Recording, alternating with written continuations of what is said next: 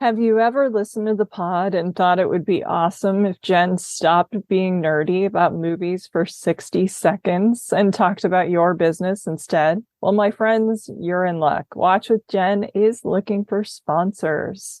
Do you own or run a theater, bookstore, film fest, website, school, physical media firm, pod, streaming channel, or small business that might like to advertise on Watch with Jen? Whether you're interested in sponsoring one episode or several, please reach out. You can get a hold of me at contact@filmintuition.com.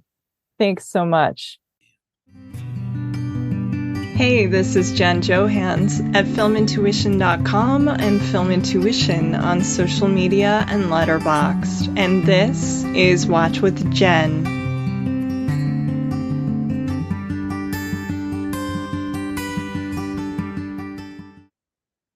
Well, joining me today, I am so pleased to welcome one of the hosts of Screen Drafts, Clay Keller, who is a fellow Minnesotan and a brilliant cinephile. We have a lot of similar tastes, and I've been looking forward to this. So, Clay, thank you so much for being here.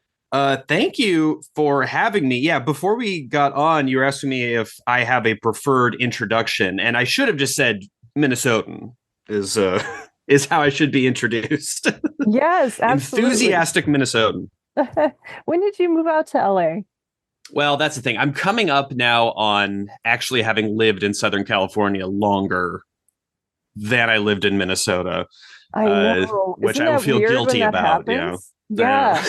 Yeah, it happened for me a couple of years ago here in Phoenix. And I was like, oh, man, what is that? Yeah, still identify as Minnesotan.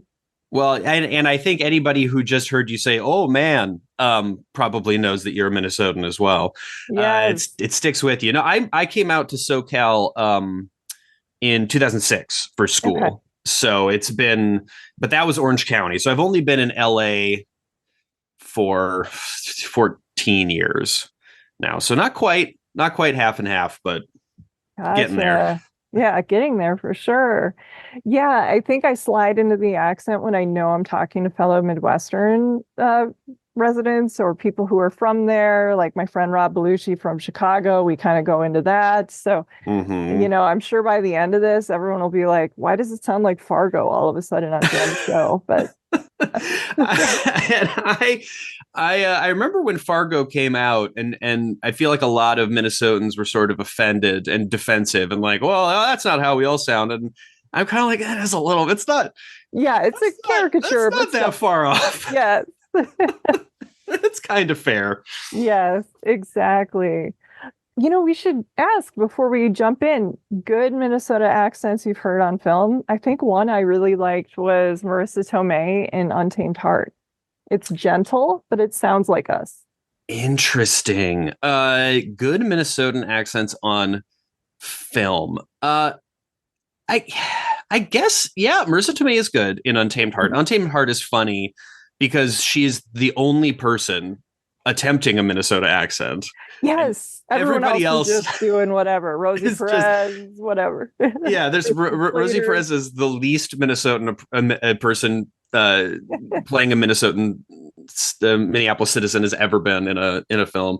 I've really not thought about it that much. They're not usually that. I mean, I feel like they often tend maybe more in a Chicago-y vein.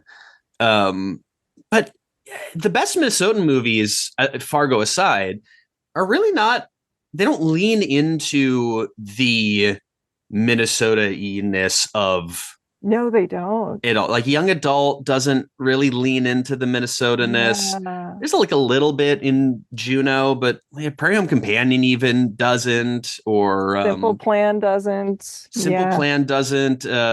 Serious Man doesn't. So it's interesting. But honestly, like I said, I think the Fargo accents are pretty good. And actually, in the show Fargo, there have been a few people who really nail it. Yeah. In the most recent season, I thought, the Irish actress from Wild Rose, Jessie Buckley. Yeah, Buckley did a really good one in the most recent season of Fargo. Yeah, with as a singer, she can really adapt her pitch to and her rhythms to whatever accent she's Yeah. doing. Yeah, Yeah, for I thought she was great. sure. Yeah.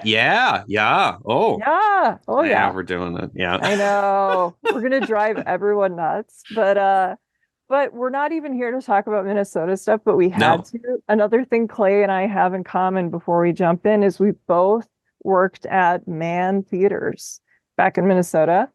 I was at Maple Grove. Where were you again? I was at the Plymouth 12. Okay. So way out by Wayzata High School Yeah. was where I was just on the edge of it's so funny living in LA. You Mhm. drive for an hour and a half and you never leave the city. Yes. And then you go back to the suburbs. I don't know where I grew up in kind of the Minnetonka Hopkins line.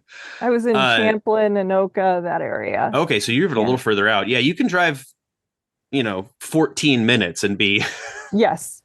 be in the country. But yeah, so I worked at the Plymouth 12, which was kind of out there on the outskirts, for on and off for 5 years, all through high school, and then summers back from college. So the mid to late aughts was when I was there.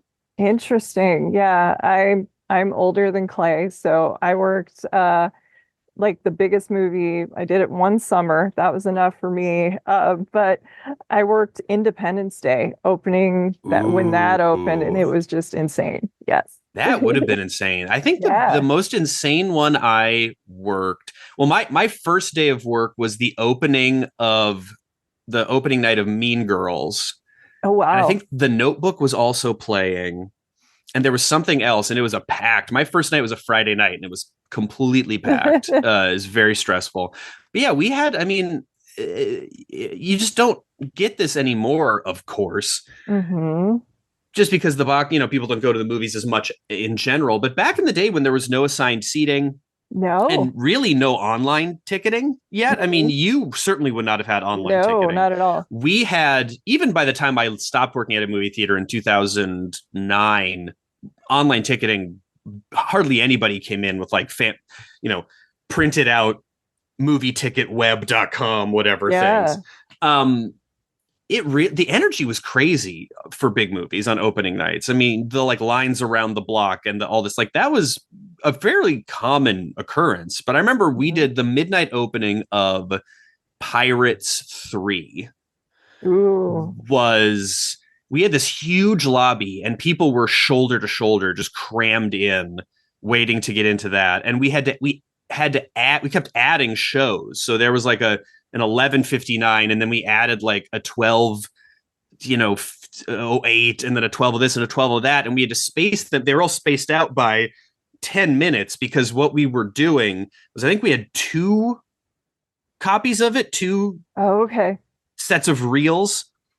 And so you had to wait for the projection booth was this big long booth that ran through the middle, and there was screens on either side. There was 12 screens. So there was I think there was 4 on one side and 8 on the other side.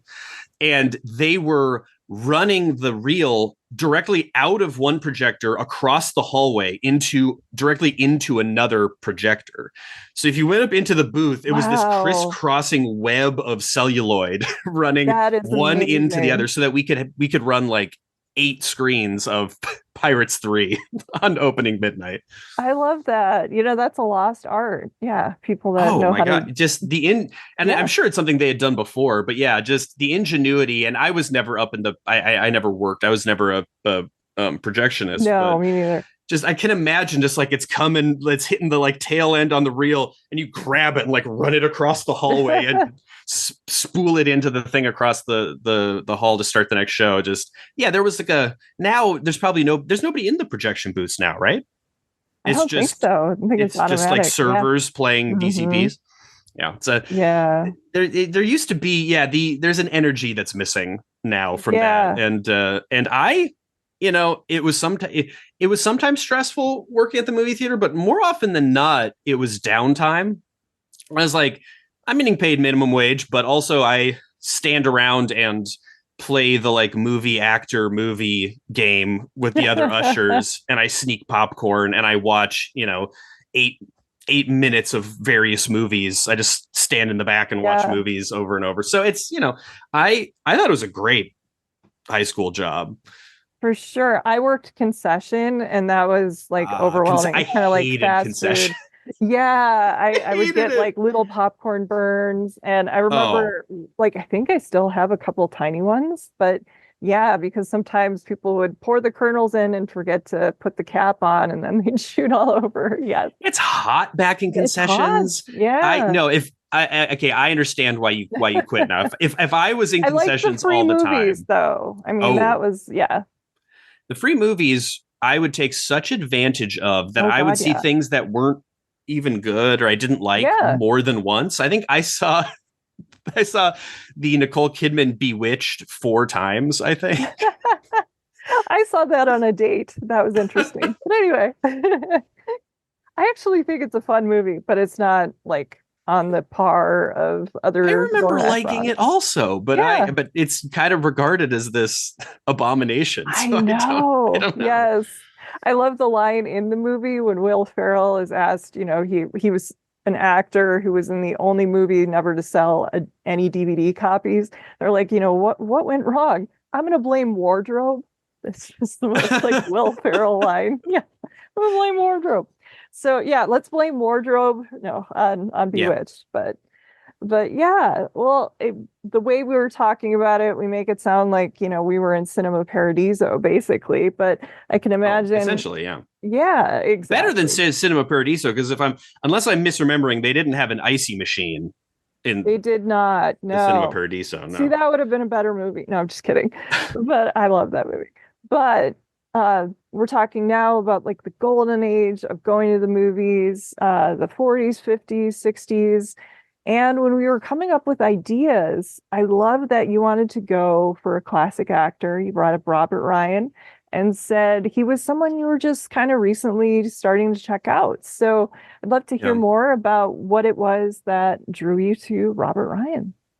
Yeah, well, we started talking about what to do for this conversation. And what I like about your show is that it is a little bit more, on Screen Drafts, we do classic Hollywood vintage topics. Sure. Several a year. But we don't get as granular generally. And I like the kind of latitude that your show has in terms of topics to get to kind of pick something more niche or dig into something deeper or pick, quite frankly, someone like Robert Ryan, who's this spectacular occasional lead, but kind of known as this kind of great character actor from the golden age. We would never do a Robert Ryan draft on Screen Drafts just because of the nature of what the show is. So I was kind of trying to think of something sort of in that vein, something that I thought was interesting. And honestly, I just used this as an opportunity, which a lot of people do on my show, to force themselves to do some homework, to set aside the time to dig into something and not have an excuse to kind of bail on the research. And I thought of Robert Ryan, I think, because when we were talking about it, I had just recently been to Minnesota, and on the flight, either the flight out there or the flight home, I had downloaded from the Criterion channel. They did some sort of I think it was a 50s noir program in April. Yes, there was one. Mm-hmm. Yeah, and so I don't know, maybe it's just that the title stuck out, but I downloaded Born to Be Bad. Oh, yes. Uh-huh. And we watched that, and I didn't know anything about it or who was in it. I think it was just that title stuck out to me from the list, and the synopsis was pretty fun as well. But we turned it on, and I believe I said this to you when I pitched this topic, but it's 100% true. Is we're on the airplane, my girlfriend and I both huddled over the iPad with our headphones on, and 15 minutes into the movie, Robert Ryan shows up, and I literally closed my eyes and pumped my fist and went yes. I had kind of taken notice of him for the first time last year when I went to the New Beverly Cinema, did a double feature. They were doing a month where they were playing a lot of Sidney Poitier and Harry Belafonte movies. And it Yeah. was a double of No Way Out, which is a Poitier thriller where he plays like a young doctor who has to treat this really nasty racist Yes. bank robber or whatever, played by Mhm. Richard Widmark, who plays a tremendous bigot. Yes. Truly plays a real awful creep. And then the second part of the bill was Odds Against Tomorrow, which we will talk about. Yes. Which is another movie about criminals, but in that one, Robert Ryan plays this incredibly nasty character.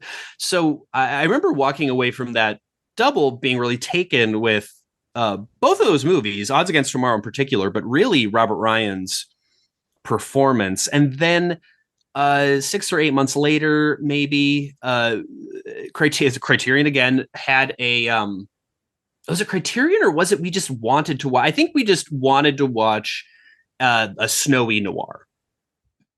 You know, I have a particular affection. Ground? I love urban noir as well, but I love the kind of subset of noir that are the rural noir or the, out in the snow, winter noir.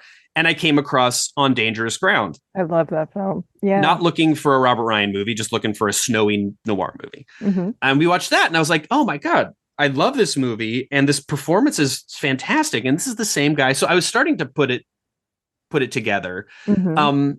And then this Born to Be Bad thing, again, I had such a visceral reaction to him showing up on screen. And that one's fun. I mean, we didn't make that part of our assignment because the movie's okay. Yeah. But he has a really fun part in it, and it's a different kind of part for him. He kind of plays this sarcastic, confident cad writer character, which is not a common type of role for him across his career. But yeah, so because I had just seen that and just kind of really realized how much I loved whenever he showed up in a movie, I said, perfect. We'll see if Jen's into this, and then we'll have this excuse to watch 6 or 7 more Robert Ryan movies that I've never seen. So this is one where I'm kind of a neophyte. Also in this conversation, I was just like, I would love to have a reason to do this. I thought this was the perfect reason, and you were immediately enthusiastic about it. Yes, yeah, well. I love Robert Ryan. I think he is such a strong presence. The past several years, I got into the movie The Naked Spur, and then I went through a whole Anthony Mann Western thing, but I love Robert Ryan in that. And I had just seen him in noir. I remember CROSSFIRE in the setup from like decades ago.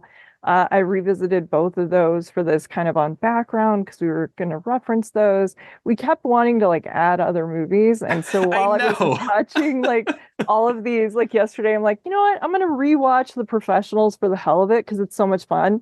Did that because, it's a blast and you have Lee Marvin again. And yeah, it's just so good to see him in these films. I love that he is, a tall, singular presence. He's 6'4", kind of imposing. I am someone who is tall, so I'm always curious in films when that happens because they kind of take the frame differently. And it's interesting to see how they use that physicality or don't with certain actors.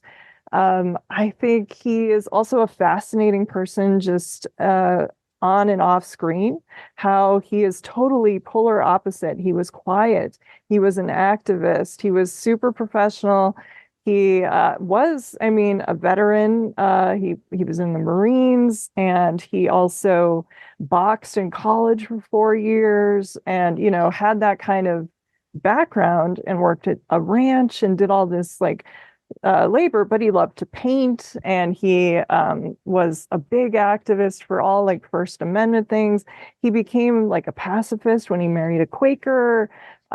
He was just a really interesting guy. He's someone who we always saw playing such a monster and a bigot, and the film that kind of put him on the map was CROSSFIRE, playing an anti-Semitic killer and he received an Oscar nomination, his only in his career. Right. And he couldn't have been more different than that in real life. Yeah. Well, it's interesting. You have this long tradition of oftentimes the people who are best at playing villains, at playing these nasty people, are then you hear about them and Yes. everyone's like, oh, they're the sweetest person. Yeah. It's either something about, in some sort of a therapeutic way, kind of using performance to excise those, demons or those dark impulses, so that they keep those things bottled up and it comes out in the work. Or some people are just good actors, Yeah. not that deep. Or, especially in the case of Crossfire, this part, a lot of people didn't want to do it because this guy was so awful. Yeah. And this is in development at the same time as Gentleman's Agreement, these kind of first two movies to tackle anti-Semitism in name, kind of head on. Yeah, which was different Hollywood than the book. Yeah, because the book is different than the book. Yeah, the book Crossfire, the book's not called Crossfire, but the book that Crossfire is based on is about it's not a Jewish man who gets murdered by this is a guy's is a army man, right? In this story. Mm-hmm. It's about a homosexual man getting killed. Mm-hmm. So of course, the the censors were not going to allow that, obviously, in the 40s. But they in fact, they insisted, even when they changed the character to being killed because of anti-Semitism, they the censors, but it was the Hayes, not, it wasn't still the Hayes office at that time. Was he still around? But it was whoever. The censors were like, make sure there isn't even like a hint of heterosexual. They wanted, not even when it wasn't the main characteristic anymore. They're like, we don't even want this guy, giving us a sideways glance that can be misinterpreted. They wanted nothing, no hint of homosexuality in it at all. But even so, some in a little bit, which I love. Honestly, I do think they snuck some in. Yeah. But Edward Dmytryk, the director, acknowledges that. He said that. Oh, did he? Okay. His quote was, "The Hays Code had a very good effect because it made us think. If we wanted to get something across that was censorable, we had to do it deviously. We had to be clever. And it usually turned out to be much better than if we had done it straight." And amazingly, I mean, Robert Ryan was like wanting this when it was a book, when they weren't even sure they were going to go that direction. He wanted to make this movie. Yeah. Yeah. There's a couple of examples in the films that we're going to talk about where he had been previously familiar with the material in the literary form, and then ended up playing in the movie. That was what happened with the setup, and with this one with Crossfire. But yeah, his representatives told him it was kind of risky after the first test screening or the screening for executives. One of the executives was like, "Oh, you're really gambling with your career. Like, it's a great performance, but you're, gambling with your perception, to the audience." But Robert Ryan had some quote where he said he really wanted to do this part because he knew this son of a bitch. Yeah. Like, this was a guy, this was a type of guy that he had encountered in his time at, was it Pendleton where he was? Yes. What's the one in San Diego? Pendleton, because he never actually shipped out. No. But he was at Pendleton for a few years during the war. He even trained soldiers. Yeah, training soldiers. Yeah. So he knew this guy, and he wanted to, I think, make sure that this sort of person was portrayed in an honest way, and a way that really got across to the audience that this type of character can be rounded and can be complex, but he's a bad guy, and he's not admirable, and he's not to be sympathized with. And I think he kind of took on this.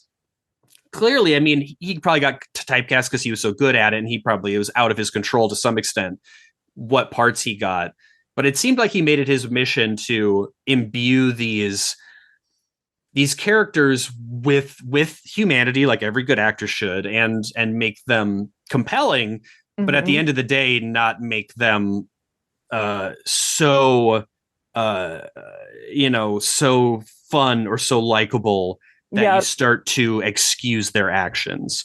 So Yeah. The he was authenticity was there. fabulous at this Yeah. type of role. Yeah. Yeah. And this did, kind of put him into the stratosphere for his career. And he played a bigot several other times in a couple of the films you're going to talk about. Should we just kind of slide into those and then backtrack? Do you want to do that? Let's do it. Yeah. However you would like to Okay. I proceed. I think chronologically, the next Great. one is a classic that he is playing a bigot in. It's Bad Day at Black Rock, which is a masterpiece. It's kind of a neo-Western starring Spencer Tracy, just kind of a murderer's row of talent in this movie. If you have not seen Bad Day at Black Rock, you really should. This film also stars Walter Brennan, Ernest Borgnine, Lee Marvin. I watched an interesting interview this morning with Ernest Borgnine where he was talking about watching Robert Ryan and Spencer Tracy share scenes together. And in the film, Spencer Tracy arrives on a train and he has one arm. He has lost his arm in the war and he's looking for a Japanese individual and can't find them. Everyone is acting really suspicious. There's a big group of people. It's one of those films that uses open spaces and framing and blocking effectively the way people are positioned. It's kind of like an Edward Hopper painting come to life, essentially. The way it plays out, he doesn't know exactly what these people are hiding, but it comes out that they have, spoiler alert, killed this Japanese man. And Robert Ryan is the head bad guy. And when I watched the interview, Borgnine was talking about how in the scene where the two men, Spencer Tracy and Robert Ryan, are outside and talking, how Robert Ryan really fills the frame because of how tall he is. And Spencer Tracy is on a bench and he is angling his head downward and looking at the ground. And he just seems determined to do that. And at first, everyone on set is like, what is Spencer Tracy doing? He's just like talking to the ground. And he realized it was to pull focus. Like you are just going to keep watching him. And so in the scene, it was almost frustrating. Like Robert Ryan was trying all this different stuff. He like kneels down. He's trying to play off of him, make it a banter situation. But Tracy is just kind of eyes lowered. He knows what he's doing. Like, I know who this guy is, and I'm not going to interact with him. And it makes it really electric. And so this is one of those films. It was in Library of Congress. It's been preserved. It's a classic. Had you seen this one before? I had seen this previously. Yeah, I don't remember when. It might have been in school. I was going to guess.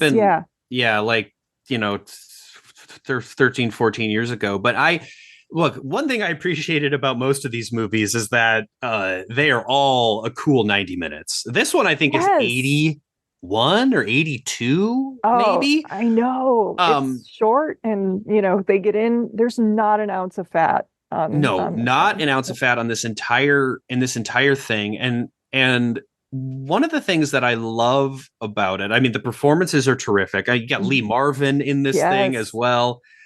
Everybody in this movie is terrific.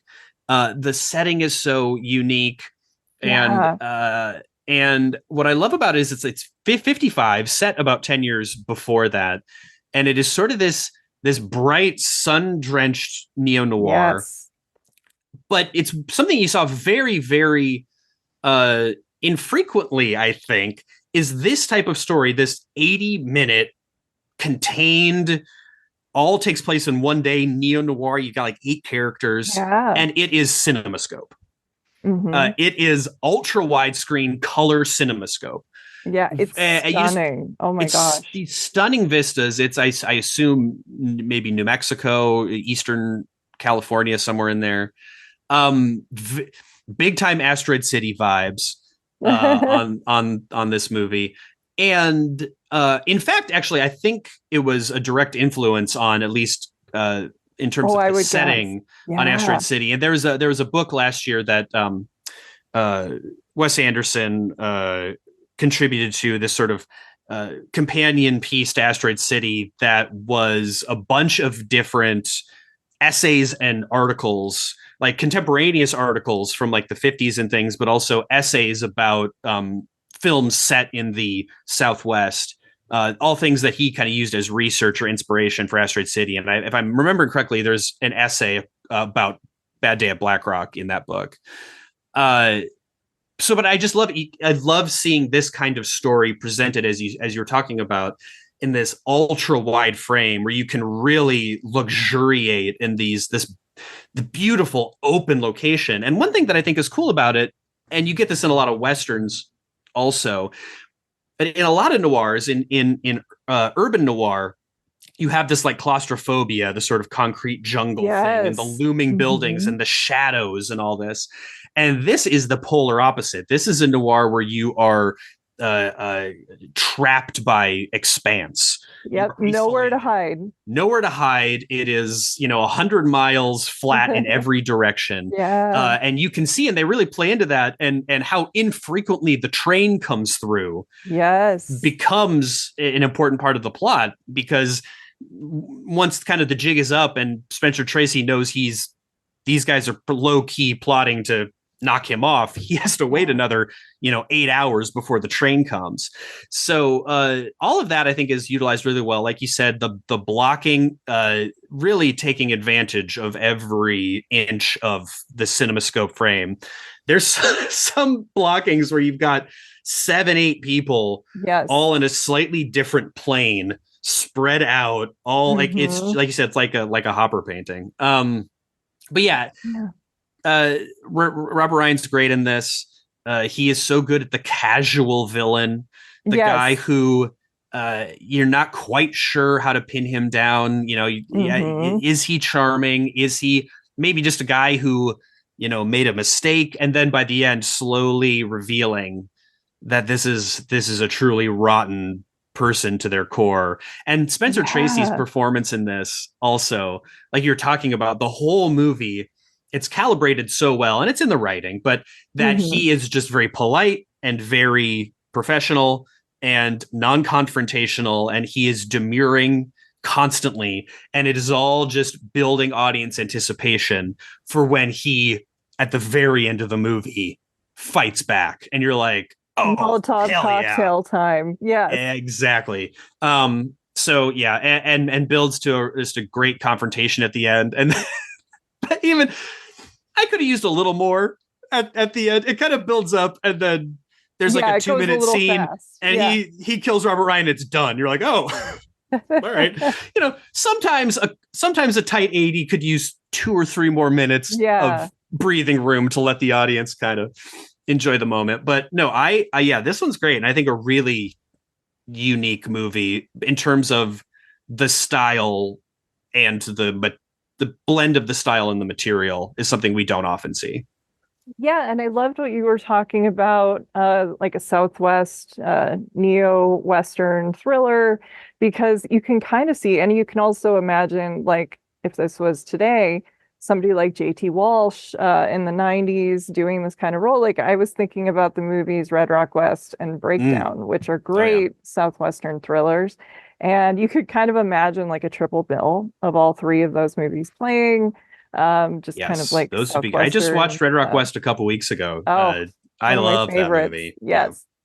Yeah. Breakdown as well. Breakdown's great. Yeah, where you're trapped. And what I love in Breakdown is at the beginning, I mean, he's just kind of a gentle guy, and he's not sure where to turn. And can I trust this man? He's charming, but then, then you start realizing he's not, and dangerous, kind of like you said, with a casual villain. So you can imagine sort of a J.T. Walsh effect. So if you're a fan of those films, J.T. Walsh, and you love 90s thrillers, you can maybe see, I can imagine the filmmakers, Masto and Dahl, watching this movie. I think this movie influenced so many, for sure. Yeah. Oh, 100%. Yes. Yeah. This is one of those, maybe amongst all of the films, give or take a dirty dozen. I think Bad Day at Black Rock is sort of super influential. Yeah. Enjoyed the most kind of canonically embraced reputation of Yeah. this group and maybe of most films Robert Ryan appeared in. Yeah. Well, I like that you had discovered over at the New Beverly, our next one, Odds Against Tomorrow, which he plays another bigot in, because that's a film that I think is Oh, overlooked. And, it was cut by Dee Dee Allen, Mother Cutter, cut the Spielberg movies. It's really hip. Belafonte producing a lot of, if you kind of look back at some of these films, a lot of these people were writers who were blacklisted, and the people working with them. And Belafonte, uh, he tapped the writer he wanted to adapt Odds Against Tomorrow. And then finally in the 90s, the guy got the credit for it. It's a good film about a heist, a cop ex-cop deciding that we're going to knock over a bank, and he enlists the help of Robert Ryan, who is a bigot, and Belafonte, who is a gambler. And so, right. it's like that's not going to work. But these I three like that. Makes it sound like Robert Ryan's qualification to be in is the bigot. heist is all Yes, right. We need a bigot. We need we a do. Who do we cast? It's him or Widmark? No. But yes, so he is he's a good criminal, basically. He's been effective, and he knows how to work with cars and escape. And also you just see the way he interacts with people in the beginning of the movie. It is eerie. It is like, I just brought up Widmark, but you can kind of see, like, had they not gotten Robert Ryan, they might have gotten Widmark, because oh there's a for sure. scene where he goes in the elevator, and the African American elevator guy is like just talking, being amiable, and he's just kind of staring at him. And it's creepy. And the way he is with kids, and yeah, Yeah. it's a it sets a mood. It has great jazz. Oh my goodness. If you love Belafonte, and who doesn't, you're going to enjoy that. I think it's one that, needs to have a new rediscovery. People need to watch this one. This one and it builds to this kind of shocking, abrupt, cynical. I mean, it's a very Yes. cynical movie. Fatalistic noir. Oh Yeah. my God. Yeah. Bleak movie. I remember it was just a gut punch watching it, knowing nothing Yeah. about it at the New Beverly, and then watching it again the other day. I think I want to say Kino, somebody recently did a Blu-ray restoration. A few So years I'm ago, it was Olive Films, but I think someone else did after them. just Yeah. did one within the last like 6 months, maybe, Yeah. or it's coming out, or anyway, I'm absolutely going to pick it up because this movie is, like we said, it's fatalistic, it's cynical, it's a gut punch. This is like a live wire movie, Yeah. and it's and I think it's partially because it's sort of a different take on this character than Ryan generally does. Oh, is that the olive one right there in your hand? Oh yeah, Yes. oh yeah. Yeah. Um, because here he is not the sort of charming villain who reveals himself as it goes along, or who this guy is just a mean Mofo. Yeah. guy who hates everyone, including Yes. himself, Oh my uh, goodness. and is just a truly unctuous character. And so from the beginning, this thing just feels like a tinderbox. You're just waiting to go off. But I love Yeah. this one. This is another again, it's got sort of a neo noir feel to it a little bit. It's more of a crime movie than a noir, but I love a wide. Again, this is 59, so we're however less than 10 years out of the switch from the Academy ratio to a widescreen, and it's one of those on the cusp movies. It's kind of got a feels like a mid 40s sensibility, but it's late 50s. It's widescreen. It feels like it's got a little bit of a 60s Yeah. sensibility. It's they're using language you had not really heard that much before this point. Robert Ryan he's saying the N-word, like he is Yes. saying things that kind of are bracing. You're like, oh, this is like, we're not tiptoeing around stuff anymore. We're not, implying things. This guy is fully just a real nasty racist. and it's got, like you said, the jazz and the score, but it's got, Harry Belafonte, who of course, as a black man, is very rare up until today to see as a lead of this kind of movie. He's, like you said, he was, did you say he produced it? Or he was involved in development? It was Harbell Presents, so Harry Belafonte's company. Yeah, his company. So he, produced this project. It's a great part for him. It seems like it's almost entirely on location, both in the city and then out for the third act, kind of out in upstate in the small town. So it's got this sort of independent, dangerous, outside of the system feel to it, but you've got two classic Hollywood actors in it, in Ed Begley and Robert Ryan. And so I love these sort of transitional period feeling films where you get to have it gives you a little bit, if you love a great, gritty 40s crime movie, it gives you a little bit of that. But if you want something that is feeling more progressive, more forward thinking, more independent feeling, you get a little bit of that too, which I love in this movie. But I think it's a great setup, and I think the structure is really interesting. It takes its time. It's almost an hour before you get to kind of like The Dirty Dozen, where it's like it builds. Fully 2/3 of the movie are not what the movie is sold on. The movie is sold on, it's this, heist gone wrong and these guys with these different personalities butting up. But really, that's the last, 25 minutes of the movie. They do and Robert Wise, who is brilliant. Brilliant, and the king of making classic movies in every single different genre. And who himself started as an editor back on Orson Welles movies. He made The Setup with Robert Ryan. The Setup. We have to talk about The Setup a little bit.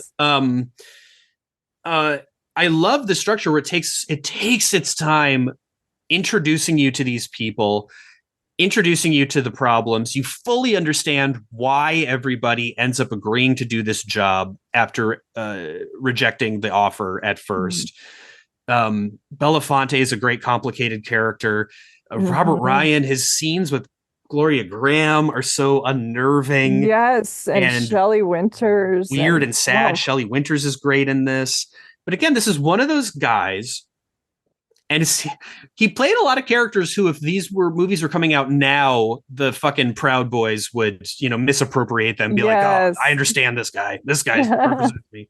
But he plays these guys who feel that they have unfairly been sort of, passed by, and the world has moved on without them. And they have a lot of resentment and anger about this, which they feel is righteous. And this one, more than I think any other that we're going to talk about, really allows Ryan to chew into the darkness, and like I think I said earlier, the rot at the core of this kind of character. And then all it's missing is a speech about wokeness, but it feels still timely. Absolutely. And he's this pathetic figure who, I mean, is there any more dangerous combination than 6'4", well-built, angry ex-con, pathetic, self-hating? This was never going to go well. And then the last act where they pull off, they do the bank robbery, thrilling, well staged shootout, pre-squibs, but you get sort of like a proto squib when Ed Begley gets gunned down. Ooh, it is, intense. It's brutal. You don't get blood shooting out, but you sort of have this proto squib that is a little like smoke hit, like popping off of his shoulders. So it's not the totally like clean bloodless, bullet hole-less, clean, gunplay of the earlier or red era. Paint. No, nothing like that. But you feel it. You feel it viscerally, and really tense. And then it culminates. I mean, what a message, and I think a metaphor on a couple of different levels, given the time period. We're there in the Cold War. We're a couple of years away from Bay of Pigs, and Bay of Pigs and the missile crisis. And you get Robert Ryan and Belafonte guns on each other on top of this, like, these gasoline tankers or something. Oh my God. And they know that if they shoot at each other, it's gonna fucking, one, Yep. they're gonna both die. And two, it's gonna be Like this a stand-up. explosion. Yeah. But they kill each other, they set off these gas tanks, there's this fucking gigantic explosion. And then at the end, you sneak in a little bit of a social message commentary. stinger, Yeah. which with the two corpses, and the guy says, which one's which? And he says, take your pick. Yeah. So the metaphor of, the nuclear standoff is there, the racial thing is there, Mm-hmm. the mutual assured destruction on multiple levels is represented there at the end of the movie. So I mean, God, I love this the first time, and rewatching it, I'm even more passionate in my feeling that I think this is, like you said, underseen, and I think a really good movie. I think this one's a classic. I do too. And I think everything that you said was spot on. Also, just stylistically, the visuals, I mean, it's kind of like jazz, essentially, the way it's photographed and done. All the outdoor scenes in New York were really in New York. I have a quote from Robert Wise where he said, I did something in Odds Against Tomorrow I'd been wanting to do in some pictures, but hadn't had the chance. I wanted a certain kind of mood in some sequences, such as the opening when Robert Ryan is walking down West Side Street. I used infrared film. You have to be very careful with that because it turns green things white and you can't get too close on people's faces. It does distort them, but it gives that wonderful quality, black skies with white clouds, and it can change the feeling and look of the scenes. It was the last film that Wise shot black and white film in the standard aspect ratio to, quote, give his films the gritty realism they were known for. And after that, this movie came out, he shot two black and white films, both in CinemaScope aspect ratio, two for The Seesaw, which is very gritty, and The Haunting, of course, which is a classic. Yeah. Oof. That's the Robert Wise's ability to be a stylistic chameleon, yes, and adapt to the material and try something different for each project. He said to try and achieve a different feeling, is really cool. I mean, the guy could do something these so gritty, and then also, like you said, The Haunting, which is this gothic and just rich and carefully designed and all that. But then he's also doing Sound of Music, doing West Side Story, Star Trek: The Motion Picture. I mean, it's a wild career. Exactly. And he made The Setup, which we should probably backtrack and talk about our love of that film. Without The Setup, you would not have Raging Bull. It is a film. I want to let you take it away on that because I know you particularly love this. The Setup was my biggest discovery. I think we initially talked about doing 5 films. I pitched because I started reading. I haven't finished it yet, but I started reading a Robert Ryan biography as I was kind of watching these movies. Oh, I'm glad you did because I didn't have time to read one and I was curious. So you'll have to tell me if it's good. Yeah, I didn't get through it. There's one from 97 and one from 2014, and I've been reading the one from 2014. Okay. Which is great. It's a great book. But I got through those parts where they were talking about how important CROSSFIRE and The Setup were to his career, and I was like, okay, got to do these. The Setup, was especially proud of both. Yeah. Yes, exactly. And those are the two that he had kind of been following the material before they were developed as films. But The Setup is based on this narrative poem about a boxer who is supposed to throw a fight and doesn't. And again, changed for the time and the censors. Is the original poem is about a black boxer. Yes. But this is a poem that apparently Ryan at some point in college recited in front of a class or something. This was a piece that he really loved. And so the movie gets made. He's the star. It's Robert Wise. This is earlier. This is 10 years earlier, something like that. This is late 40s, 49. early The 50s. other one was 59. Yep. 49. So 10 years earlier. And this is, again, just a fucking unfolds in real time. Yes. Absolute 72 minutes. The tension is incredible. Yes. It's absolutely incredible. And it is so stylistically fun.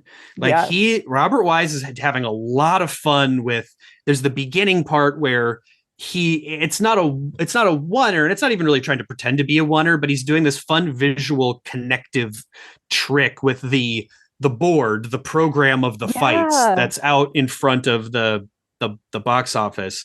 And he keeps following these conversations and then going back up to the names on the board and then pulling out of that and finding the next people who are conversing and then going back to the board and back to this. And really, the whole thing takes place, it's in this boxing arena. But on this one block that they keep using, and they connect this to the hotel across the street where Robert Ryan's wife is. Yep. But yeah, the whole thing unfolds in real time, like you said, 72 minutes, and it is about this over-the-hill boxer who, unbeknownst to him, is supposed to throw this fight. And his manager cuts the deal with this mobster that the fix is in, and they're like, he hasn't won a bout in... He's gonna lose. In 5 months. He's gonna lose anyway. Let's, save him the humiliation of knowing he's supposed to throw the fight, and just he'll throw the fight. Circumstances conspire to inspire the boxer to overperform and not throw the fight. And he wins. Stoker wins. And then, of course, there are consequences for that. And it is, again, he doesn't die, does he? He gets the shit kicked out of him. And his wife is kind of like, oh, good. You're not going to box anymore. Yes, she says, you won tonight. We both won tonight. Which is weird. Yes. But it's interesting. This is a similar type of guy to the villains that Robert Ryan played. Kind of a guy who's past his prime, who feels like he didn't get what he deserved in life, maybe. Mm-hmm. And is surrounded by younger people, by diverse people who are kind of taking what should have been his. But this is a guy who is not letting it turn him into a fucking nasty piece of shit. Like, this is a likable guy. He's a nice guy, and it makes it all the more suspenseful because you want him to do well. Yeah, and you see this as a job. Like backstage, essentially, or back in the locker room. All the boxers sitting there. There's a new boxer who is getting increasingly terrified as they bring in a guy who's barely conscious. They have to bring him to the hospital. It is just, gory, brutal. It's in black and white. It's a B movie, but you feel it, like the sense of dread and the fear, and just like, what are we doing to these people? They're putting their bodies, everything, their lives on the line for spectators and putting on a show, essentially.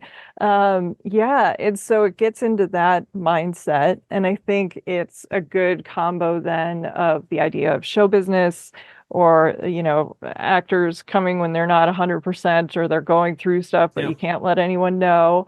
And then boxers, totally different thing, but similar enough. The old line, like, isn't every movie about movie making, kind of? So you can see that overlap. But also, this is a pet project that would have been close to Ryan because he did box for 4 years. So he knew what he was doing. And another gritty, authentic spin on his sort of tough guy character, but tough guy with a heart. Yes. Tough guy with a heart. And again, this one is one that is such an interesting structure because the centerpiece, obviously, is this boxing match, which unfolds itself basically in real time. This is like it's got to be at least 20 minutes of this boxing match.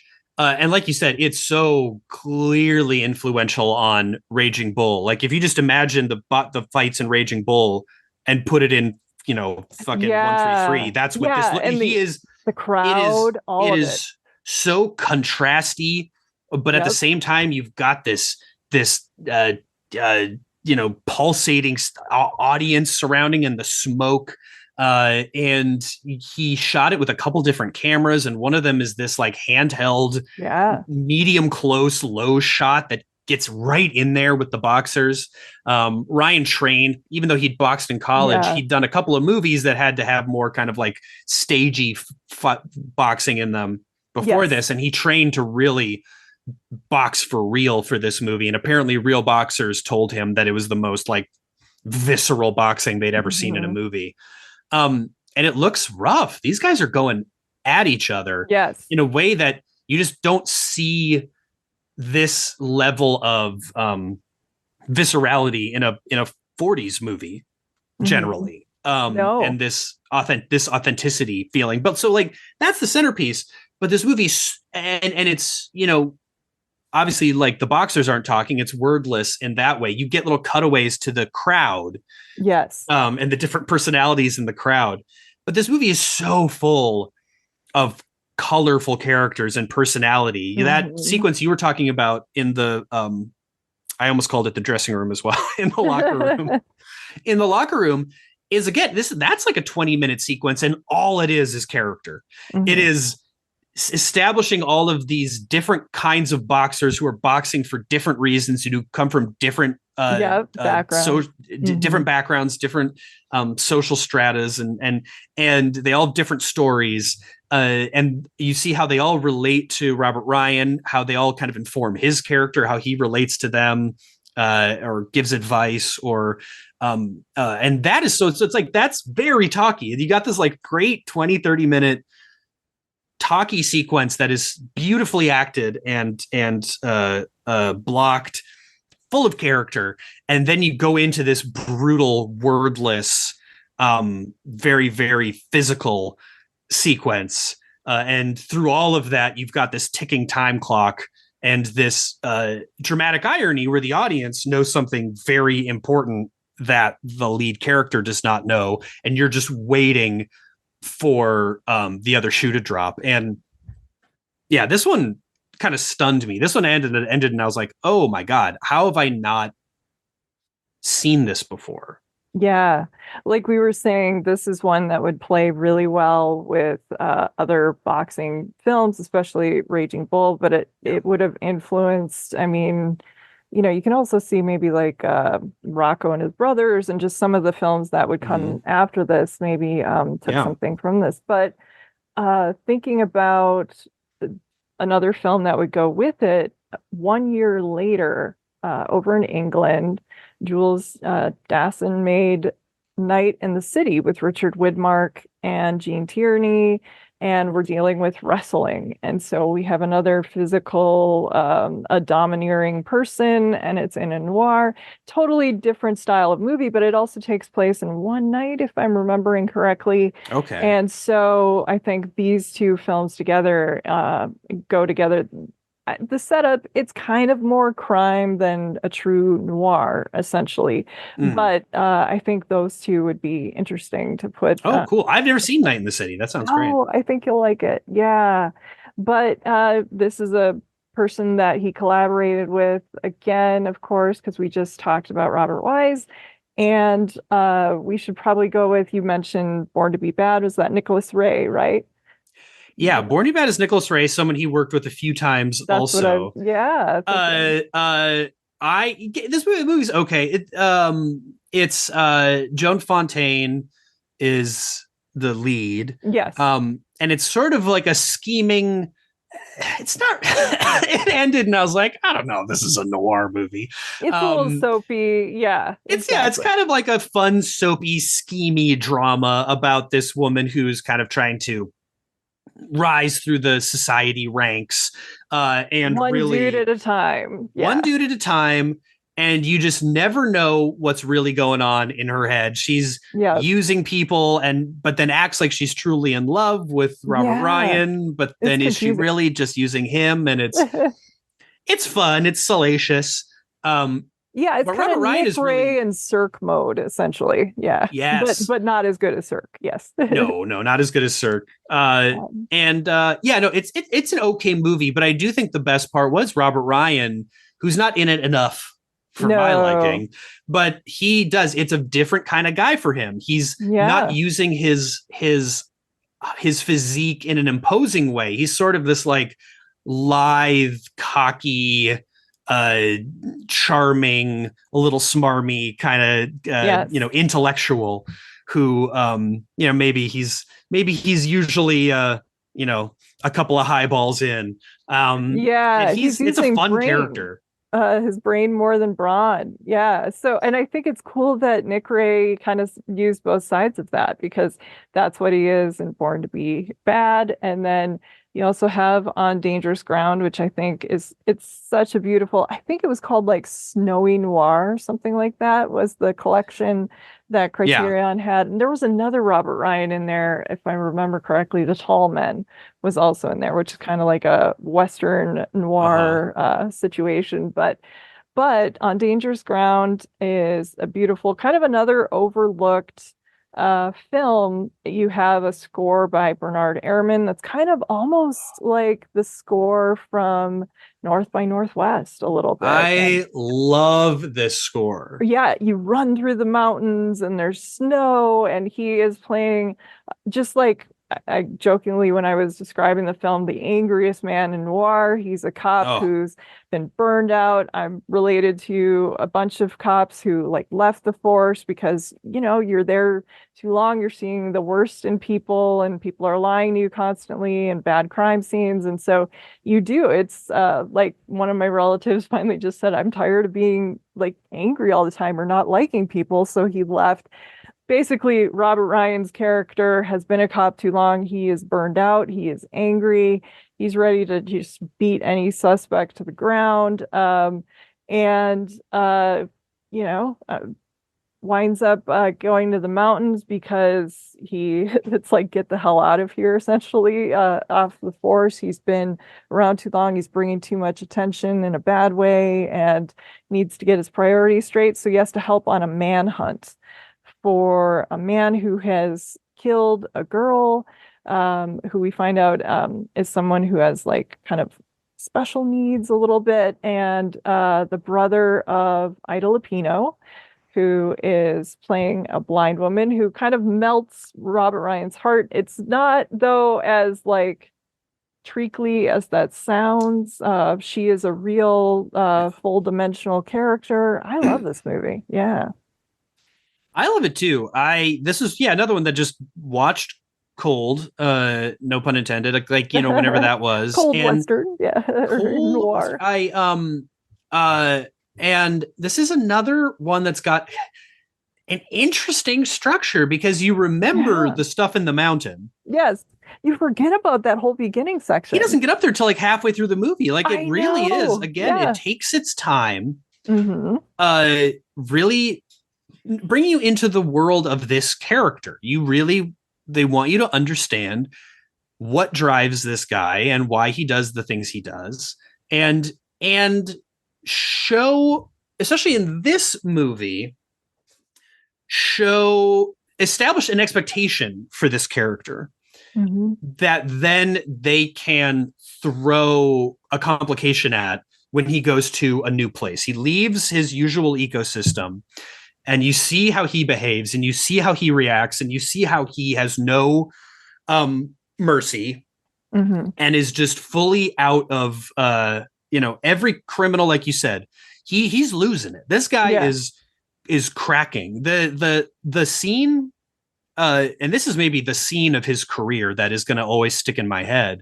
And the performance is, they're the beginning, they're trying to track down these cop killers, and he's following up leads and talking to this kind of array of noir trope characters, the call girl and the whatever. and they track down this guy who knows where the cop killers are, and the partner leaves the room, gets the neighbors out into the hallway, and this guy's kind of being a wise ass, and Robert Ryan is just saying, like, he's like, what are you gonna do, like beat it out of me or whatever? And Ryan is like, why do he's got this fucking wild eyes, he's like, why do you make me do this? I know you're gonna talk, I know you're gonna talk. And he's like, why do you make me do this? Real like abuser, why do you make me hit you? And then he starts like wailing at the camera as he, the camera takes up the POV of the suspect, and Robert Ryan is just kind of coming down on top of it. And it's really upsetting. So then, then we throw him into this situation where somebody, Ida Lupino, kind of appeals to his higher nature, maybe his sense of forgiveness, forgiveness and of nuance. Yeah, it starts with like, don't let them kill my brother, like bring him in safely. Like she makes him promise, and that kind of reaches deep, that people care about these people. And he's paired up with another character who is a reflection of his dark sides, which is Ward Bond, who's the father of this girl who's been killed. And his whole thing is, I've got my shotgun. I'm going to hunt this guy down like a dog.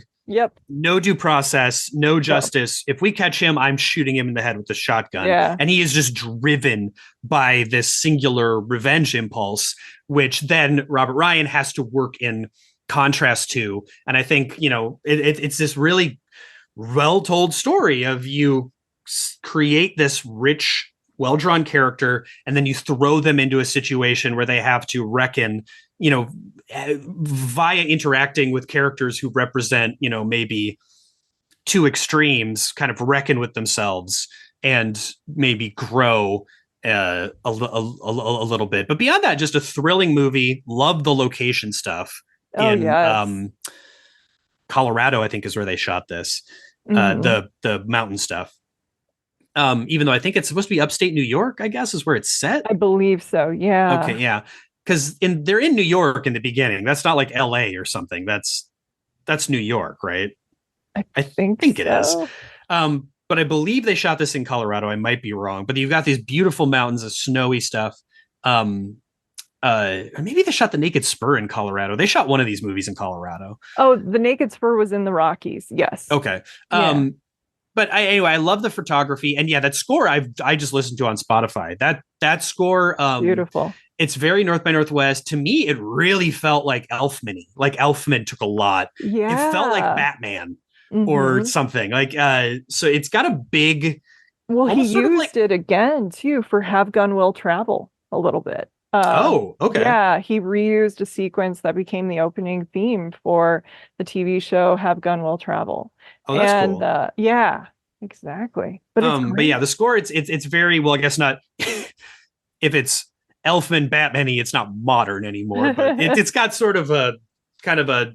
It doesn't feel like a 40s score. It feels ahead of its time. No, I agree with you. Yeah, it is such a good movie. And we're talking about Noir in the Mountains. And that leads us into the next one, which is The Naked Spur, Anthony Mann, shot in the Rockies. That's a neo-noir Western, essentially. It's in color. We get Robert Ryan in color. You get James Stewart playing a really dark character. You get Janet Leigh. I think I've talked about The Naked Spur on the show like maybe 3 times. I'm a huge fan, so people are probably tired of me talking about it. So I'll let you take it away. Was this your first time with this one? I can't remember. Yeah, this was my first time seeing this. Ooh, good. I've only seen a couple of Anthony. Have you done an Anthony Mann Westerns? No, I did an Anthony Mann noir episode, but not as Western. Man of the West is probably my favorite one he did. That was with Gary Cooper. It starts out kind of bright, and it gets progressively darker until you're like, this is bleak as fuck. So Man of the West is, I think, the best one. And then I would put Naked Spur right below that. Yeah. Right below it. Well, I'll say, if you ever want to do, I'm gonna pitch a buddy for you. When we did on Screen Drafts in lockdown, so in 2020, we did this sprawling 3-part, broken up over the whole year, Western movie draft trilogy. And my buddy Darren Franich tried as hard as he could to get as many Anthony Mann Westerns on this list as possible. So if you ever want to talk Anthony Mann Westerns, I'll pitch Darren Franich. He would be fully in. That's awesome. I'm gonna have to look up those episodes that you did. Yeah. Oh, it was fun. It was 3 parts, but it wasn't just all Westerns. We broke it up into, it was like classic Westerns, sort of like neo Westerns, and then modern Westerns. So it was okay, great. And it was Darren Franich, formerly of EW, who does, he's, one of my oldest podcast friends. It was him and Billy Ray Bruton, and then they had a different third drafter for each part. Okay. And we did it over. We did like one in the spring and one in the summer and one in the fall. And it was a lot of fun. That's awesome. Very contentious. And Darren kept. I think he tried to play 6 or 7 Anthony Mann Westerns. I would have a problem. I would keep throwing in Anthony Mann and Bud Buttiker and like the people that don't get enough love. Yeah. Absolutely.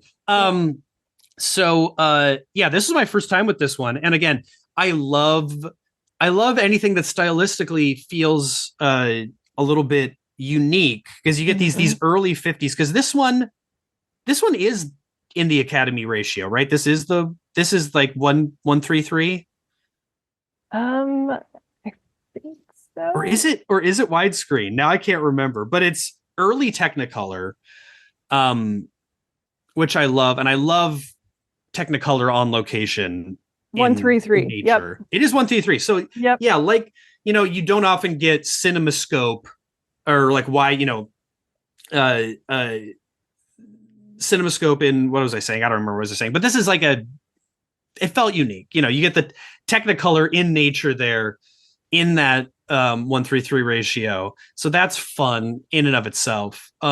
And yeah, I love Jimmy Stewart. I'm glad, I have not seen nearly as many Jimmy Stewart movies as I should have, or Janet Leigh. So to get all of them in this was really fun. Yeah. Ralph Meeker is fun in this. It took me like 10 minutes in. I was like, where have I fucking seen this guy? And we just did, I don't know, 5 months ago on the Screen Drafts Patreon. My co-host Ryan Marker and I did a little mini draft of the 5 Mike Hammer movies. And of course, Ralph Meeker plays Mike Hammer in Kiss Me Deadly. So I was like, where have I? And then truly in The Dirty Dozen, like 20 minutes in, I was like, paused it and I was like, holy shit, this guy with the receding hairline is Ralph Meeker. He's really fun in this, kind of doing a Matt Damon in True Grit is kind of doing a Ralph Meeker. I think so. Naked Spur thing. Yeah. A little bit of a ladies' man, kind of a, He's sort of the like add-on to the group, creepy, who's thinks he's more charming than he is. Exactly. Yeah. He's been dishonorably discharged. Yeah. This kind of rogue who's secretly being chased by the Native Americans. This is one that Robert Ryan is the villain, but another sort of different villain flavor. This one is a little bit of, he's crafty. If the Born to Be Bad character was a Western villain, he's always, wheels are always turning. He is crafty, he is sneaky, and he is never not grinning ear to ear, that's a great point. Really unnerving. Yeah, it is. It's so creepy. Yeah, it's just a little like Max Cady-ish, but like but smarter. Yeah, but he's clearly having a blast. I think what's so great about this too, and that brings us into, I suggested Dirty Dozen, not even remembering that he doesn't have a big role in that movie, so we can kind of throw that in here too, but. These movies, these men on a mission, big ensembles. Well, this is a smaller ensemble, but you get to see different sides of these people and to see all these men interact. But what I love about this one is Dirty Dozen is a long film, of course. This is a shorter film. Within the first like 5 or 10 movies, I mean, we're in a shootout. You've got people just assuming that Jimmy Stewart is a cop. He's a Right. bounty hunter. Well, back then they called them bounty killers, actually, because dead or alive, he's going to sell the body if he can and get the money. And so he hires this other man for like $20, help me get this guy, Robert Ryan. And then they come across another person and there's rock slides. So you have like a big action setup. You are thrown in it. It's kind of modern in that way. Like Yeah. usually some of these Westerns, it takes a little bit of time. They establish the setting and takes a little bit to get going. Naked Spur, no. I mean, a few No. minutes, you're on the trail, you're ready. Yeah. You're ready, and it's interesting. I've been praising these other movies that take their time to really Yeah, set up these characters, for and sure. so the audience knows them, and the audience can develop these expectations, and then you get kind of the narrative intrigue from that, and seeing how these characters are going to behave given this new set of circumstances. This is Yeah. a different kind of story that is equally as fun, which is everyone's a mystery, and Yeah. you learn Little thing. alongside the other characters. You're kind of plopped in Yeah. the middle of it, and you learn who everybody is and what their true intentions are and what their backstories are alongside the other characters in the movie. So I think that's really fun about this one, and certainly the revealing of what Jimmy Stewart is driven by and the true nature of the relationship with Janet Leigh Yeah. and Robert Ryan, the reveal of what's really going on with Ralph Meeker. I don't. There isn't really a big reveal with the panhandler, not panhandler, the uh, Yeah. gold The other guy. Yep. prospector, um, uh, Millard Mitchell, who's also a lot of fun in this movie. Hmm. But yeah, no, I love I love the rock slide shootout at the Yeah. beginning, where Robert Ryan apparently has found just an endless supply of small boulders that he can roll down a hill Yes, at Jimmy exactly. Stewart. But no, it's great. It's if you've seen the Coen's True Grit, it unfolds a little structurally a little like that. You get these different people, like he captures Robert Ryan and Janet Leigh very quickly, and then it is about this little band of people getting across the Rockies into town where he can hand him in to be hanged. Um, Yeah, and they get increasingly complex as you go, because at first you just think one thing about each character, and like you were saying, they dole out little truths right. here and there, and who's working who, and the Janet Leigh character I thought was really interesting. Usually in Westerns of this time period, the women didn't have quite as much to do, or they were more one-dimensional. They were, oh, don't get hurt when you go kill the guy, essentially. Right. But in this one, she's a woman who her dad was gunned down. He was like robbing a bank. He was the partner of the Robert Ryan character. So now she's Yeah. just kind of had no one to take care of her, is with him, essentially, Right. has She's nowhere got else to go. and then Yeah. at the end of the movie she ends up with Jimmy Stewart. So Yes. she's got dad. She's Got some daddy got issues. daddy issues. Yes. Yeah. Yeah. But it is no, but it's a really really fun, really satisfying Western. You get thrills, you get drama. There's a nice touching ending Yeah. with a little bit of hope. So some good shootouts. Yeah, I really enjoyed this one. Great. And then, like I said, I did mention the Dirty Dozen, not remembering it's a fun role for Robert Ryan, essentially seeing him interact with Lee Marvin, and they like can't stand each other, and seeing them kind of one up each other. But it's a men on a mission movie.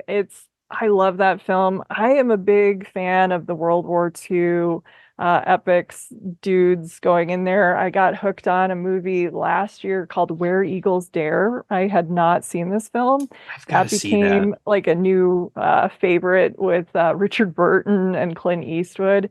It's a blast, and it's kind of that kind of thing. So, The Great Escape, you have Dirty Dozen. These are great movies. But yeah, Robert Ryan, he's not doing a lot in this one, but it's a vital supporting role, but it's It, not one of his best.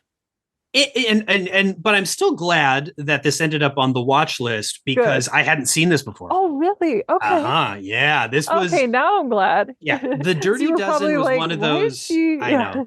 The Dirty Dozen. No, yeah. I mean, if I had known that his part was smaller, I may have been like, oh, let's do something else. But I'm glad that I watched this because this was one Yeah. of the biggest I hadn't seen movies probably And the remaining cast is for me. incredible. Yeah. The cast is incredible. I also love the World War II Men on a Mission movies, and this is, of course, probably the one of the best. Yes. Now that I've seen it, yeah. But Robert Ryan has a small-ish role, but there's so many people in this movie that hardly anybody has. Oh my God, I know. A big role. I'd say the biggest roles, I guess, are Lee Marvin and Cassavetes. Yeah, and Charles Bronson maybe, but he's basically the villain of the movie because the Nazis are the villains, but we don't. Again, this is one where this is an hour and 45 minutes of learning about these characters and becoming the team, becoming the team, and really making the audience love these guys. And then the last 45 minutes is this great action suspense piece where they attack the. Oh yeah, Bronson's also a kind of a bigger part, kind of pops in this movie. Mm-hmm. But I'd never seen it and I loved it. It was so fun. Good. It's just it's really funny, and it's really interesting to watch the training kind of process like that, and the politics, the intermilitary like bitching, and how they all hate each other and they all have agendas and they're all worried about who's in the hierarchy and orders and and Robert Ryan fucking hates Lee Marvin's guts. And so he's basically, I mean, kind of there's sort of two narrative climaxes to this movie. One of them is when they win the war games and they fucking show up Robert Ryan. Yep. And you get that triumphant moment. That feels sort of like the climax of the training movie. Yeah. That's they finally work together as a team and they beat the mean principal. I love that scene with Donald Sutherland, who was a newcomer, where they have him pretend to be a general, or is it a major? I can't remember which, but general. Yeah. No, that's and one thing I thought watching this movie was this is another one that feels like it's on the cusp. Like there's a real earlier 60s gung-ho World War II American exceptionalism strain to it. There's a Guns and Navarone strain to it. Like I said, those Clint Eastwood movies, those John Wayne movies. There's that to it, but I feel like it's sort of half and half. We're on the road to MASH with this movie. There is tides are changing. Yep, the tides are changing. There's an irreverence here. There is sort of a critical nature running through it of the military. There is, Cassavetes is basically a McMurphy predecessor in this thing. And you've got Jim Brown in here. There's some diversity. We're talking about racial issues. We're talking about mental health in the military. And Donald Sutherland being there. It feels very much, we're kind of moving into the more critical and cynical view of the military that we get really heavily in the 70s. Yeah, we're starting to question authority in Dirty Dozen in a really interesting way, I think. Yeah, and I love that, again, it partners him up with Lee Marvin. I rewatched yesterday The Professionals, which is a film that was written and directed really brilliantly by Richard Brooks, who goes way back with Robert Ryan to training at Pendleton, I believe, is where he first met him. And he was a writer, of course. And that's a Western. You have Lee Marvin. But what's great about that is Robert Ryan is one of the good guys in that movie. And there's a scene where a character shoots a horse in order to, like, we don't have enough food, or let's stop it from following us, that kind of thing. And some of the decisions that get made, you suddenly see like a quieter or more pensive or a different side of Robert Ryan than we're used to seeing in some of these other movies. But it's funny. You have just a great cast.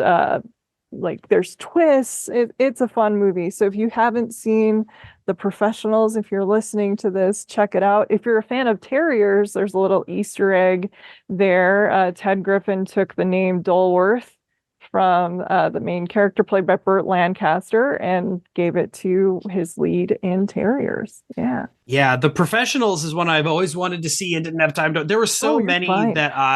So many we could have done. Yeah. As I was watching these and reading the book, I kept adding. I was like, oh, do I have time to fit in Act of Violence? Do I have time to fit in? That was killing me. I remember liking that film, but you can't find it anywhere. It's a bummer. You can't find it. They have it. It's not going to do you any good. They have it at Vidiots here in LA. It will. I'm going to be there. You're going to be in town. Yeah. So get Act of Violence. I also got a rip of it, so okay. I can also just email it to you.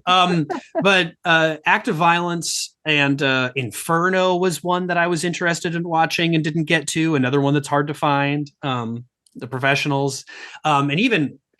In doing the Robert Ryan research, apparently his performance in The Iceman Cometh. I did see that years ago. Oh, yeah. I mean, I was desperately wanted to fit that in, but that is literally 4 hours long. So I did not have time to fit that in for this. But yeah, I mean, it's all the way, he doesn't start acting until his late 20s. Mm-hmm. He's told that he's not good enough for several years, and then he has this sort of natural magnetism and this real authenticity that pops on the screen. And he puts this career together, always playing these interesting characters, taking roles that are maybe thankless or are cliche or are things he's typecast in, and always even giving those something interesting. But we just talked about these movies. He's got this fascinating career, and he keeps going. He gets cancer, and he passes in his late 50s. Yeah, he passed in 73, right after his wife had passed too. 73, yeah. So he's in his late 60s or something. And he acts all the way right up to the end. He does Iceman Cometh, and he does Long Day's Journey into Night, I think. But he does these doing this challenging material and these interesting characters all the way to the end. So, and on top of it, founding schools, and like you said, being involved in the civil rights movement, and really after, according to the biography, after at least one on-screen or on-set dalliance early in his career, really committing himself to his family and being a dad and being a husband, which is, as you said, was a real outlier. And he kind of lamented maybe cost him some more interesting and maybe more diverse work, because he wasn't hobnobbing and he wasn't rubbing shoulders. Yeah. But in the end, I mean, I'm going to continue probably on this project, because it's been a lot of fun. Yeah. And like I said, another one that I think I just watched for the first time last year was The Tall Men, which is another Western. I mean, there are so many. I know he was in The Longest Day. Neither one of us are huge Wild Bunch people. I mean, it's, I don't know. I haven't seen it since college. I remember it being powerful, but yeah, I haven't. I should revisit it, I think. I mean, it's interesting because I watched it. That was one of the first things they showed at the Egyptian Theater when it reopened here in Hollywood. So I saw it on I think it was a 70 millimeter print. Mm-hmm. And the movie I don't love. I think it's too long. Yeah. I think the character work is a little shallow. It's really it's a men on a mission, it's this group of guys doing a thing. But I think it it is relying really heavily on a really sour machismo that is, it's a thing where if you look at it academically, you're like, okay, this is an interesting commentary on, or et cetera, et cetera. But when you're watching it, you're just kind of like, this isn't, I'm not having fun watching this. This is just kind of, there's no even really fun character in the whole thing. Everybody's just kind of gross, but they cast Robert Ryan as this sort of ineffectual, like it's interesting to look at. It's sort of a subversion of his usual character, because he's not in this movie the scary one or the tough one or the dangerous one. He's like the ex-partner who has become a lawman. He's become a marshal, and he's kind of wimpy and wishy-washy and not, he's kind of like, oh, they got away again. So it's like, it's interesting because it's different, but it's not a great part. I don't know. We're probably both gonna get in trouble for I know. We're gonna be like, okay, you shit on the Wild Bunch. No, but he actually did not enjoy making the film. He and Peck and Pop famously butted heads. He said something like, you tell me what to do on the set, I'm gonna do it. But if you say a word to me off the set, I'll knock your teeth in, which, so I think he wanted some time off to do some campaigning and some work for the Democratic, I think it was McCarthy, the presidential, race that year, and to do some political stuff. And I think there was some family stuff. So I know it wasn't one of his favorites, but I think we did cover a lot of his favorites and some great movies, I think, that are less famous than The Wild Bunch that should be sought out. Like, look up On Dangerous Ground, The Setup, some of these that have been forgotten, Odds Against Tomorrow. And I think, it's good. These are films that he was really proud of. And, they just don't make him like Robert Ryan. Yeah. They just don't make him like Robert Ryan, one of those guys. I mean, the last of his kind, or someone like, I don't know, like Hackman, or these people who sort of, they were like a David Morse or they've got this presence, and they've got this honesty to them, and they've got this world weariness that unfortunately a lot of them got this from having to be in the military, often against their will. I know Robert Ryan was kind of happy to finally get drafted. He was sort of frustrated that Hollywood was sort of giving him this excuse. Once he got drafted, the studio kept deferring. Oh, interesting. Him for picture after picture after picture, and he was starting to get kind of self-conscious that he had not gotten in uniform yet. But they get it from the military. I mean, and like you said, he in his 20s, he was a ranch hand, and he was a merchant marine, and he was it was these people who lived these lives before they got into acting and were able to imbue their characters with this experience. And someone who went to Dartmouth, went to college. And he was an intellectual as well. So it's really interesting. I recommend the biography. Like I said, I'm only like halfway through it, but I gotta check it out. It's called The Many Lives of Robert Ryan, maybe. Okay. But it's really well written, and it's also just got great, mid-century Hollywood and anecdotes and things in it. So that's fun. But there's a crazy story in the beginning of the book, The Lives of Robert Ryan by J.R. Jones. Good read. But there's a crazy story at the beginning about he grew up in Chicago to a family in an upper middle class family that had a construction business. And there's this crazy story about this tunnel project that they were doing that went horribly wrong. And there was an accident and this insane fire that went on for days, and multiple people died in it. The whole city of Chicago was wrapped up in it.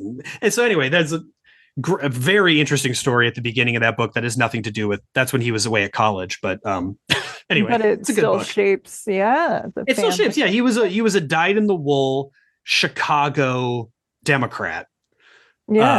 And that that informed the rest of his life. Yeah, Midwesterners. That's what we're talking about. Well, Clay, I want to thank you so much for doing this, for being here, for giving me an excuse to rewatch a bunch of great movies. Oh my God. No, this is great. This is great. I'm so glad that you were excited about this idea because they're all fun and he's good in all of them. But there are a few, like you said, like the setup, Odds Against Tomorrow, On Dangerous Ground, that really feel like forgotten, should be classics.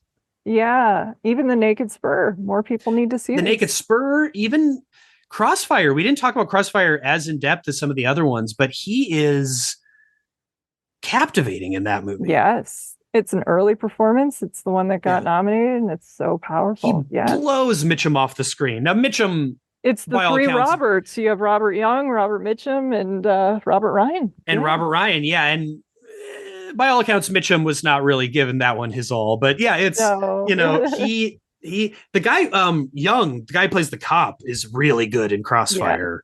Yeah. Mm-hmm. Really interesting performance. Anyway, they're all great. I loved them. Yes, seek them out. All right. I also want to thank everyone for listening, especially my patrons who support the show and help fund my research, equipment, film rentals, RSS fees, and more for as little as $1 per month at the Film Intuition Patreon, which is the home base for the show. Other ways you can support the podcast are by sharing, reviewing, and subscribing to Watch with Jen wherever you get your podcasts, and also checking out the cool merch store hosted and created by our talented logo designer, Kate Gabrielle. You can find the merchandise store, including shirts, tote bags, stickers, and more by visiting filmintuition.com and clicking on the shop link. The show's theme music is Solo Acoustic Guitar by Jason Shaw and is available in the free music archive. You can also reach me or interact with Watch with Jen anytime on Twitter, either at Film Intuition or our Watch with Jen account as well. Well, until next time, please take care and happy movie watching. This is Jen Johans at filmintuition.com and Film Intuition on social media and Letterboxd. And this is Watch with Jen.